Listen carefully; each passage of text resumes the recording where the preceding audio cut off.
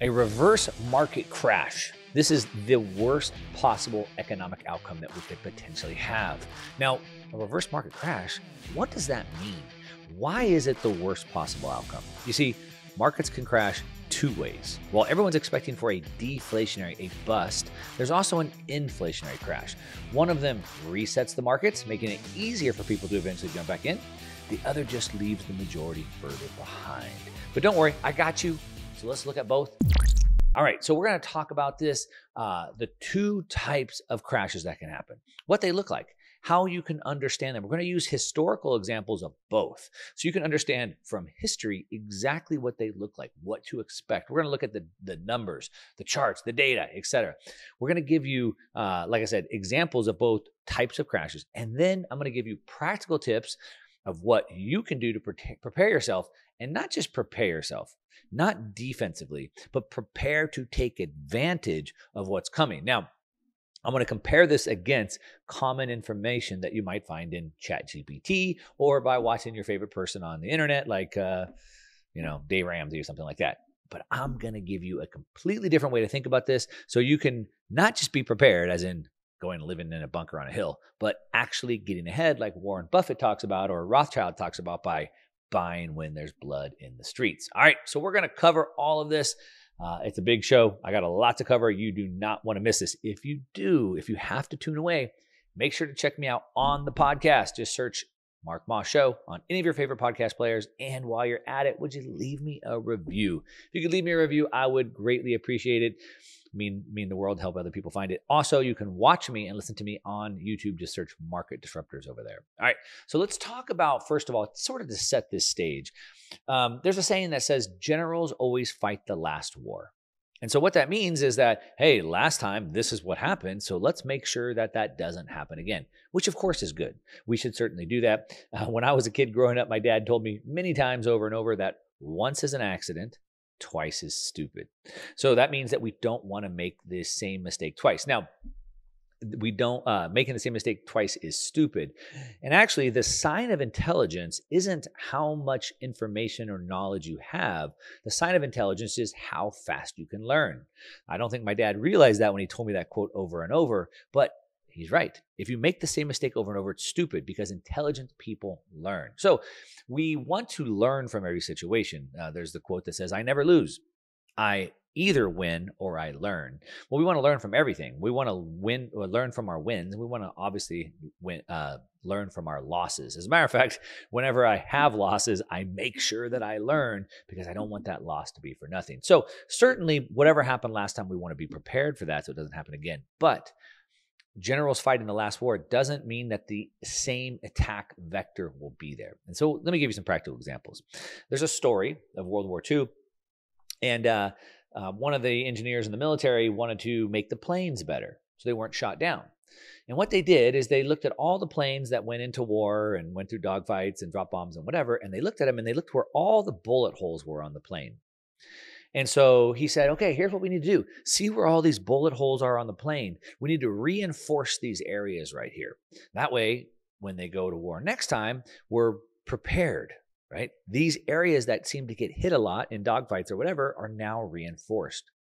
Well, that's, I guess, somewhat smart thinking, you would think. But then someone said, wait a minute, that's actually the wrong approach. You see, these planes that got bullet holes in them came back.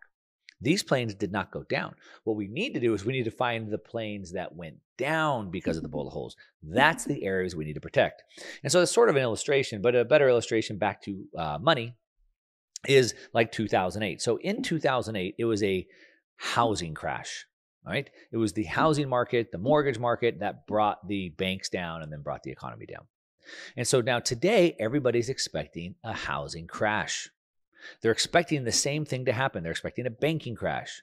They're expecting the banks and they're expecting the real estate, which is why if you watch mainstream media, legacy media, or you watch other talking heads like me, you'll see people constantly talking about the housing market and the banking crisis, which both of them are having their struggles. Don't get me wrong. We saw banks collapse. All right, last year I covered this extensively, or earlier this year I covered that extensively, but it's not the same war. So let's talk about this. What most people are expecting now is a market crash, a recession. So markets crash, that's asset prices going down, as well as a recession, which is economic activity dropping. And they expect this to go down. And in like 2008, you might have lost your job. You maybe had to get a new job that was lower paying. Your asset prices plummeted. Your house went down, et cetera. Your stocks went down. And so you felt poor. My assets went down. My income went down. And so I couldn't afford to keep the same standard of living. And this is the key piece. How do we define a crash? Or more importantly, what are we worried about in a crash? So in a crash, if my asset prices come down and my income goes down, then I can't afford to continue to have the same standard of living, the same quality of life. That is the crash, okay? So if asset prices and income goes down, that happens. But that's the deflationary market crash. That's what most people are afraid of. That's what happened in 2008. That's what happened in the 2000 dot-com crash, et cetera. Okay. But while that happens, while we have that deflation, the value of, while the nominal value of those things go down, it's bad. But there's another type of crash. And the other type of crash that most people aren't aware of is an inflationary market crash. And this is, it achieves the same thing. Remember, a crash being that I can no longer afford to keep my same quality or standard of living. Now, if my income and assets go down, that happens. But what if my asset prices actually go sky high? What if home prices shoot higher? What if stock prices shoot higher? Gold, gas, oil, all those things go higher. And even my pay goes higher. But the problem is that all of these asset prices, the price of goods and services goes up way faster than my rate of pay does. Now, the outcome is still exactly the same. Either way, I still can't afford to maintain my standard of living. You see, the effect, what happens to us, what we need to be worried about, we need to protect ourselves from, is exactly the same. Ultimately, what you and I want, you have to realize this. I make this point quite often. It sounds a little bit odd in the beginning, but the point is that you don't want money. I'm going to pause and let you think about that. You don't want money. Sounds stupid. Of course I want money, Mark. No, you don't. What you want is the things, you want the goods and services that money buys you. Money is a place that you store your value until you're ready to get the goods and services that you want. A house, a car, clothes, a trip, whatever it may be. Money is just a temporary hold until you want to get the goods and services. And so if you think about it from that perspective, it's really, for us, it's always about our standard of living. If my cost of living goes up, if my food and my gas goes up in value, then I now have to work and my pay didn't go up, then I have to work more hours to buy the same amount of gallons of gasoline, the same amount of pounds of steak, etc. And so really what we want to think about is our standard of living, okay? And that's what the crash affects, both. Now, in a period of inflationary, of high inflation, it also leads to economic instability. Because let's say that you're a restaurant or a store. One of my buddies owns a couple of restaurants here nearby me. And even in this inflationary environment, his restaurant is about to go out of business because the cost of his goods, his electricity bill, his gas bill went up by several hundred times or 100%. His pork, he has to pay a 30% tax on the pork. His labor went up. All of these costs went up, but he can't pass on those costs to the consumer. So yes, he did increase his prices a little bit. So it looks on paper like he's making more revenue. His revenue went up, but his profitability went way, way, way down. And so either way, whether his revenue went down or up, he's making less profit. It's a crash for him, and the same thing could happen to you. Now, one of the best ways you can protect yourself from any of these crashes is to store your wealth outside of the system. And one of the best ways to store your wealth outside of the system and protect yourself from these market crashes for thousands of years has been gold, which is why gold is about to break new all-time highs in US dollars. It's already broken all-time highs in most other currencies as well. It continues to outperform. I think it's going to crush it in 2024 and 2025, and I'm putting it in my portfolio, and you might want to as well.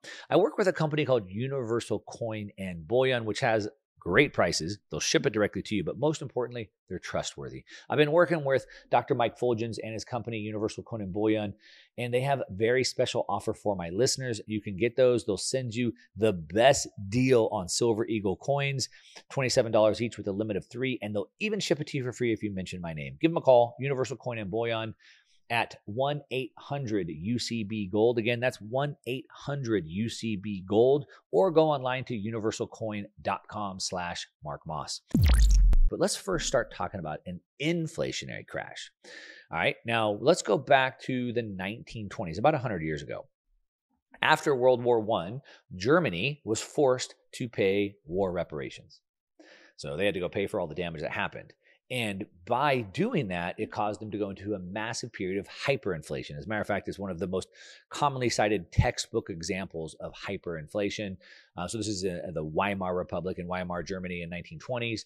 And it's a textbook example because it was one of the most extreme cases of hyperinflation in history, although I would argue Zimbabwe is actually worse, which we'll cover in a minute. But what happened is, like I said, after World War I, they had to go pay for all these war reparations. They didn't have the money, obviously. It was known as the Treaty of Versailles, and it imposed reparations initially set at 132 billion gold marks. So back in those days, gold was still money. Gold was actually money. Paper was backed by gold. It was a paper certificate that marked gold. And so the US dollar, 32 US dollars equaled, well, in 1920, it was 20 US dollars equaled 1 ounce of gold. Germany was the same way. 132 billion gold marks was what was owed. It was equivalent to about 33 billion at the time. Now, of course, because our money continued to be debased, it was 33 billion at the time. Today, it's 553 billion. Over $500 billion is what Germany owed, which is an enormous amount for any country, but especially Germany back in that time. So there's an enormous amount, massive economic burden, and they didn't have the money, obviously, and so they had to print the money. Now, just to kind of put this into perspective again, today, in today's dollars, the largest debtor nation to the IMF, the International Monetary Fund, is Argentina. And Argentina owes about $31 billion. 31. Okay. So back then, Germany owed 500, over 10 times more. Okay. Just to put that into comparison. Now, let's look at this hyperinflation. So before this started happening, you have to remember, like, we don't want money. We want things that we can exchange the money for. So we always have to look at exchange rates of different things. And remember, gold was still money at that time. So if we go back to 1914, which was before all this started happening, we could see that the exchange rate for German marks to gold was 4.2 marks to 1 US dollar, or it was 2,790 marks per ounce of gold. Right? Because remember, it's exchangeable for everything. So 4.2 marks for the dollar, or 2,700 marks per ounce of gold. But if we fast forward 9 years, this happened over a 9-year period, after hyperinflation happened, by late 1923, we saw those exchange rates just take off. As a matter of fact, 9 years later, it took trillions of marks to buy an ounce of gold. Instead of 2,000, it now took 4.2 trillion marks, trillions of marks to buy an ounce of gold. And the exchange rate, which was 4.2 marks for a US dollar, was now 4.2 trillion marks to 1 ounce of gold. Trillions, from 4 to 4 trillion. It's a pretty big deal. Now, of course, that was devastating for everybody in Germany. And what happened is, this is a very important piece. I talk about it often. There's a book titled When Money Dies. It's highly worth reading the book to get some of these lessons. They talked about what it was like living through that period. And one thing is, the people saw their asset prices shoot higher.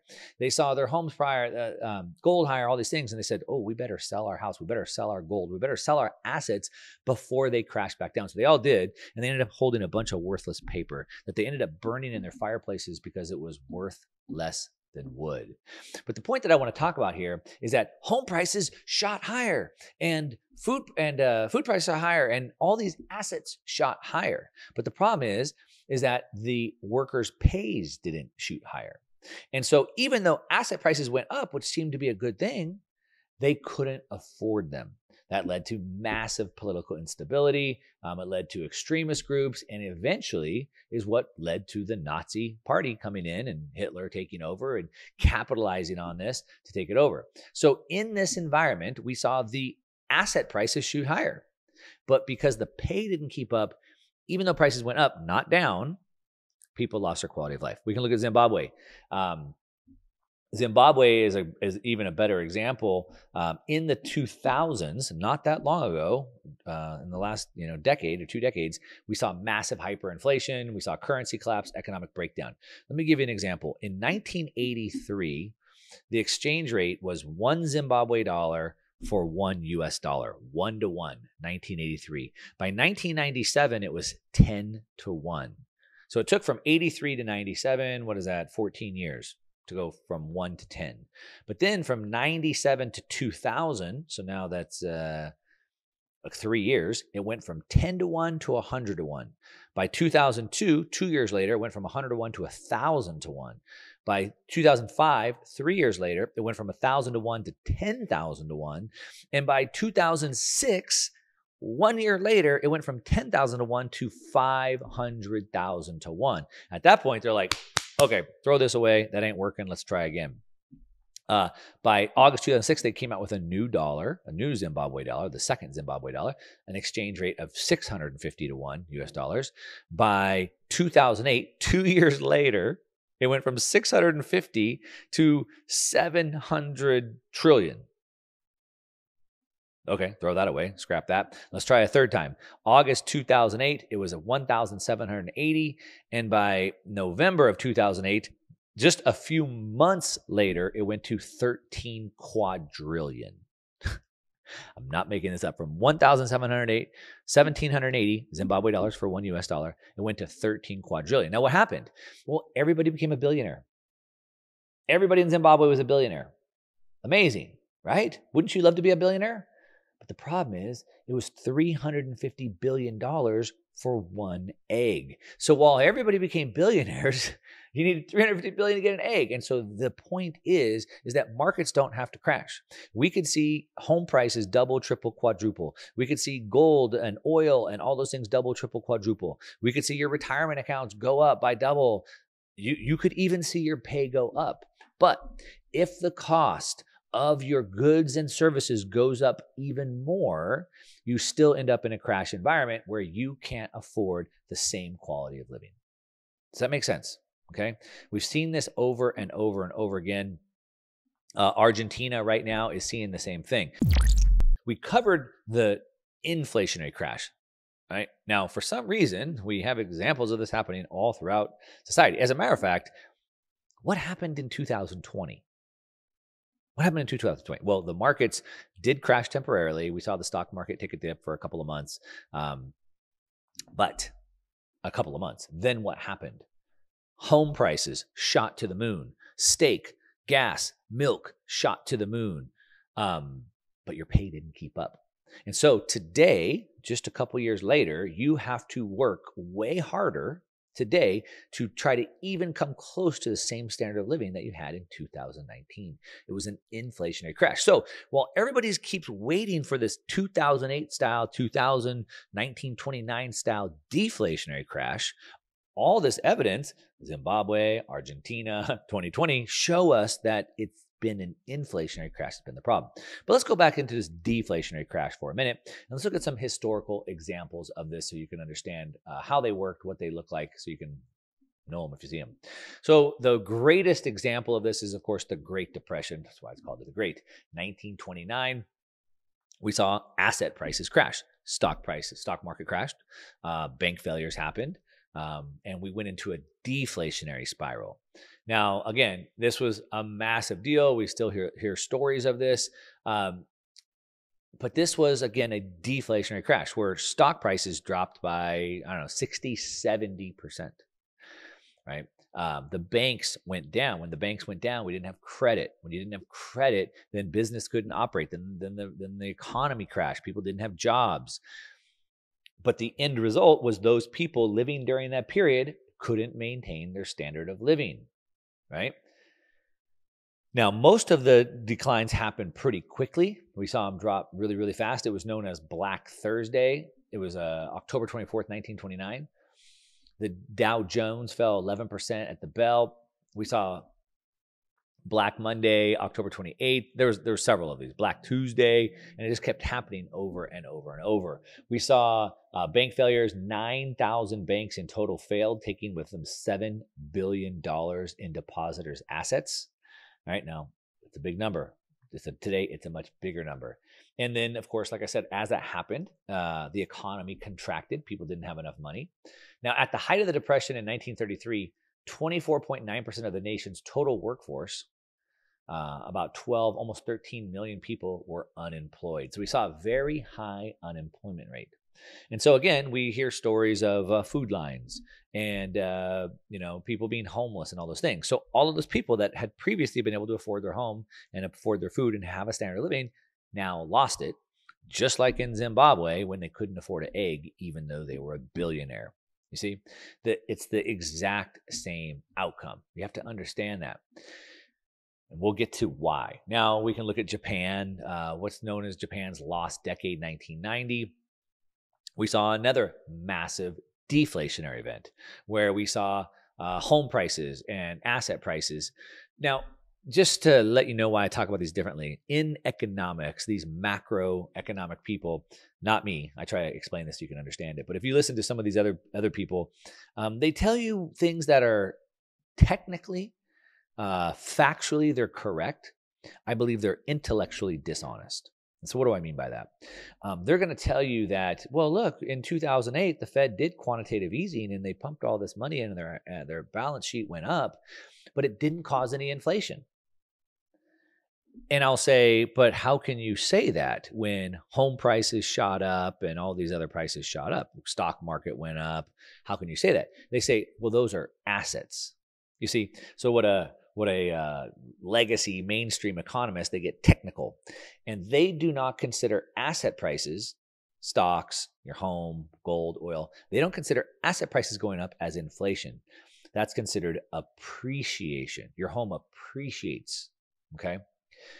Well, I say, so that they would only look at consumer prices as measured by the CPI as inflationary. But I would say that is factually, technically correct. It's intellectually dishonest because I am a consumer. And as a consumer, I want to buy a house. And if the price of that house went up, it affects me just the same. Just because you want to classify it as something else doesn't matter. So that's why we break apart assets and goods and services. All right, just this technical definition. But back to Japan, 1990s, they saw this massive deflationary bust happen. 1991 to 2003, about 11 years, 12 years. The Japanese economy, as measured by GDP, grew by 1.4% annually, but it was way below other industrialized nations. They had the asset bubble burst, so they saw. They had seen a massive rise in asset prices, real estate, stocks, etc. But all of that crashed. In Tokyo's commercial district, land prices had gone up, home prices had gone up, but then it all came crashing down. So everyone had felt rich, sort of like going into 2008, using their homes for checkbooks. But when the market crashed, the asset prices, the homes, the stocks, everything crashed with it, making everybody feel poor again. All right. And so in that, the same thing happened. They didn't have their homes as checking accounts. They didn't have access to liquidity, etc. This deflationary, everything came down in value, but everybody was broke. And so again, they couldn't afford to keep up their same standard of living. All right, now this leads to this mindset of deflationary.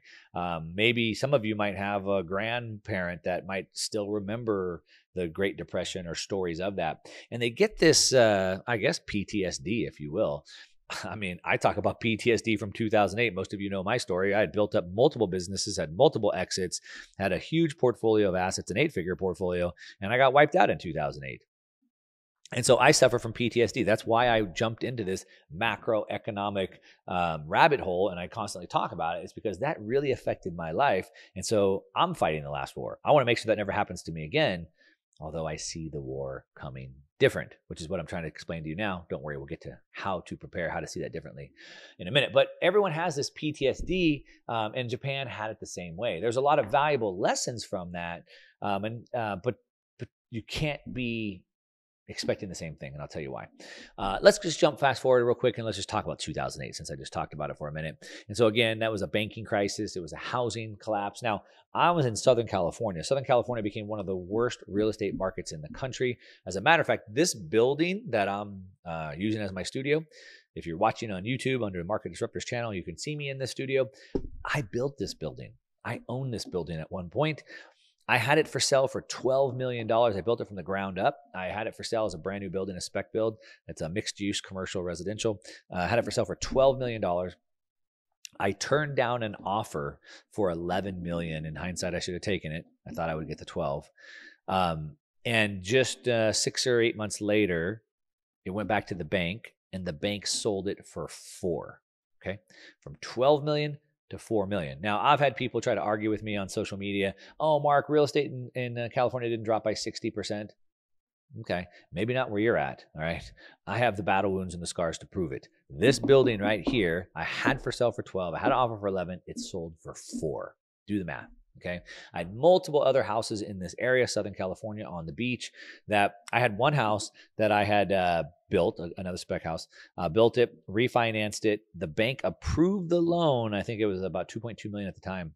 The bank ended up selling that house for about $800,000, which was less than the costs of the materials I put into the house. Okay. So you can argue, oh, California, blah, blah, blah. Well, you don't know my zip code. You don't know what happened. It dropped really fast. And Orange County, California, Southern California, is sort of like the epicenter of the mortgage market. So it was abnormally hit hard. And so in this area, we couldn't afford our standard of living. We didn't have our income. We didn't have our asset prices, and we couldn't afford our standard of living. The same thing. It was another crash that happened. We're in a situation now in the United States and really the developed world where we have so much debt. And debt, you have to understand that we're in a debt-based monetary system. And I can't really go deep into this. I've made plenty of other videos on this, but we're in a debt-based monetary system. So that means that when you go and get a loan, a house, a car, a boat, motorcycle loan, that money is created into existence by the issuance of that debt. And so they are going to give you a loan for the $8,000 to buy a motorcycle, and you're going to take that $8,000 and go give it to somebody. So those dollars were created out of thin air, and the dollars are a liability. The debt is the asset. The debt is the asset. The boat, the motorcycle, that's the asset, okay? But here's the problem. If this becomes a deflationary crash and the asset prices start to fall, then those assets that are being used as collateral are no longer good. And so then whoever has these loans have to post up more collateral. And this becomes what's known as a death debt spiral. And we're there. I talk about this all the time. And we're witnessing basically a showdown between the Fed, the Federal Reserve, the Central Bank of the United States, and the U.S. Treasury, the government. And the government, the Treasury, is spending so much money, issuing so much debt that there's not enough appetite for that. And unless somehow miraculously the U.S. government cuts their budget by 50%, which probably has pretty much a zero chance, a 0.0001% chance of happening, then the Fed is going to have to stop tightening. They're going to have to stop selling these treasuries into the market, and they're going to have to start to do quantitative easing. They'll probably call it something different. They have to buy these treasuries. They're going to have to lower rates. I've talked about this extensively, why this has to happen. Janet Yellen, the head of the U.S. Treasury, the government, she said that a couple weeks ago, I did a YouTube video on this on my main YouTube channel, Mark Moss, and I talked about how she said that rates would average 1% of GDP for the rest of the decade. And I broke down the math of how you'd get to that. And that means that the Fed funds rate would be less than 1% on average for the rest of the decade. All right. Rates are coming down. The Fed's going to print. That's what's going to happen. If they don't, if they choose not to, then the whole thing falls apart. And the corporatocracy, if you will, the corporations and the bankers that sort of control and run the world will all get wiped out and they'll lose everything. And they don't want that to happen. No nation with the ability to print money would allow that to happen. They go into hyperinflation. And I've done videos to show how this has changed since 2008 and into 2019, into 2020, and what I expect now. And so what I expect is massive amounts of money printing and more inflation. I've said it over and over and over for the last year. I believe that inflation will continue to rage and get worse through the end of the decade, and we'll probably see in the United States double-digit inflation to maybe even higher for a couple of years. But here's the thing. That will lead to an inflationary bust. Sort of the same thing as a deflationary bust. You're not going to be able to afford your standard of living. But here's where it's different. All right. Inflation is a double-edged sword. You hear that the rich get richer, right? And the poor get poorer. Why do the rich get richer? The rich get richer for two reasons. One, they own assets. Assets benefit from inflation. The poor get poorer because they don't own assets. All right. So if I own assets, I own a lot of real estate. For example, I own Bitcoin. I own inflation-resistant assets. We'll talk about those. Those will do very good in times of high inflation. If you own no assets, it's not good for you. The other thing is that the rich get richer because they can control their income. They own businesses, and the businesses can raise their prices as inflation eats into that, or they're contractors or whatever, and they can keep their income up with the rate of inflation. That's why the rich get richer. Now, if you want to capitalize, if you want to be part of the rich, then you do the same things. You own assets, and you make sure that your income can go up with the rate of inflation. You can capitalize on it. You don't have to be a victim to inflation. You can actually profit from this. Now, let's just use an example. So in Turkey, for example, the Turkish lira has lost about 95% to the US dollar in 5 years. So if you lived in Turkey and you had a time machine, what would you do? Well, I'd go back 5 years and I would get rid of all my Turkish lira and I'd buy US dollars instead. Okay, that's one way. Now, a better way to do it would be I would take on as much debt in Turkish lira as I could, and that way my debt gets inflated away. Then I can pay it back with dollars and it's lost 95% of its value. That's what's happening. That's how you win in an inflationary environment that we're witnessing right now, which is why I have debt and I have assets that will go up. Now, if you're preparing for a deflationary crash, what's happening is you're in cash and you're sitting on the sidelines. You've seen Michael Burry, famous from The Big Short, last November, tweet, sell. January, he tweeted, sell everything. And he deleted his Twitter account. You have all these people telling you, the crash is coming, sell your assets, go to cash. And you've been sitting in cash and the stock market's up 20, 25%, depending on what market you're looking at. You've lost money by sitting in cash. All right. So if you're preparing for a deflationary crash like 2008, like 2000, etc., then you should sit in cash. That way, when asset prices drop, home prices go down by 50%, etc., you can go buy more houses. But what if the asset prices don't go down, you're sitting in cash and the asset prices go up? Then what happens? What happens if you sell your Bitcoin today? What happens if you sell your house today, hoping for a better price in 3 years, but you don't get a better price, instead it goes up? What happens if you don't own any assets? Let's say that you're a millennial and you want to buy your first home. Well, I'm not going to buy now because, it's too expensive, rates are too high, and my down payment doesn't buy me enough. So if I wait 2 or 3 years from now, I could buy a bigger house for the same amount of money. But what if home prices go up by 50%, like they just did over the last 36 months? Don't think it can happen. Well, it did.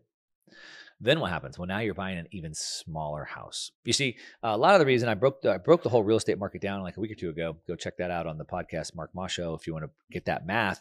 But I showed why the real estate market isn't crashing, and I explained how one of the reasons why is most of the existing homeowners have equity. So when they sell their home, they can go buy another home because they have hundreds of thousands of dollars of equity they can just put down. But if you don't own a home, you don't have hundreds of thousands of dollars of equity, it's very difficult. And all you'll do is fall further and further behind, missing the proverbial boat, so to speak. All right. So a deflationary bust would be better for most people. If all the asset prices dropped by 60, 80%, then it gives all the millennials and everyone a chance to get in at a better price. But if they don't, if they just keep going up, there is no better price. And unfortunately, that's what I believe is coming ahead. Now, you can prepare yourself for this in multiple ways. One, you want to buy assets that are scarce. Okay. This is a Van Gogh painting. This is Bitcoin. This is lakefront or beachfront property, scarce assets. Two, you want to buy energy intensive assets. These are commodities, gold, oil, wheat, things like that. They take a lot of energy to produce. You do not want to hold non-scarce and non-energy intensive assets. These could just be equity, speculative plays. It could be just random rural real estate. And two, most importantly, you want to make sure you're protecting your income. As a matter of fact, I just launched a brand new product called Capital Creators Playbooks, where every single month I give you a $1 million opportunity, a business, a way to make cash flow that you can start with right now, that you don't need money to start. If you want to learn about the Capital Creators Playbooks and how you can get that for free, just go to my website, onemarkmoss.com. Again, that's onemarkmoss.com. Check out the Capital Creators Playbooks.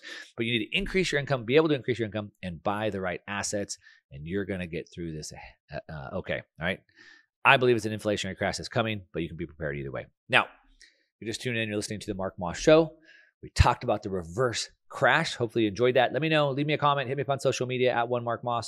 And that's what I got. Thanks for listening.